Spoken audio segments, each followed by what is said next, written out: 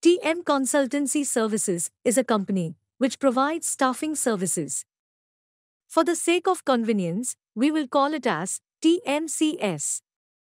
The company's business was doing good. The company charges lower margins and provides better services, which led to the company receiving more and more business enquiries. Ram Kumar and Shyam Kumar are the directors of the company, each holding 50% of the shareholding in the company. The company has a paid-up capital of 20 lakh rupees and an authorized capital of rupees 2 crores. As the company's profits were low, it needed more funds to recruit more people, purchase equipment, and introduce technology.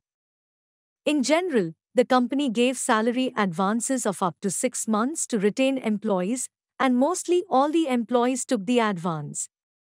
New employees joining the company were expected to take salary advances too. Till now, Ram and Shyam have brought in capital of 10 lakh rupees each.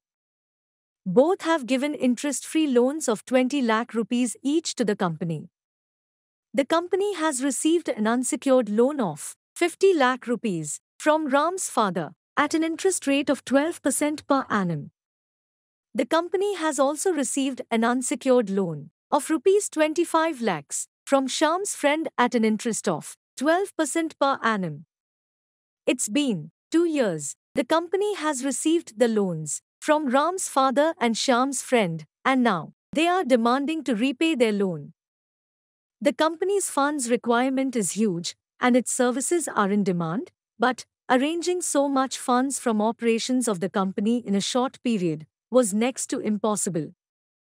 The company is in desperate need of funds for the purposes of working capital as well as to repay the loans. As the demand for the company's services is good, and their interest payment track is also sound, other Shyam friends are interested in providing unsecured loans to the company at an interest rate of 12% per annum. The company's customers are also ready to pay 2 months in advance to the company for the company's services, and due to the popularity, the people around the place are also willing to extend funds to the company. Mr. Suraj, one of the employees, whose monthly salary is 20,000 rupees, is also willing to extend a loan of 50 lakhs rupees to the company at an interest of 12% per annum. Now, keeping all the above facts in mind, the company listed down the options. Option 1, loan from Shyam's friends.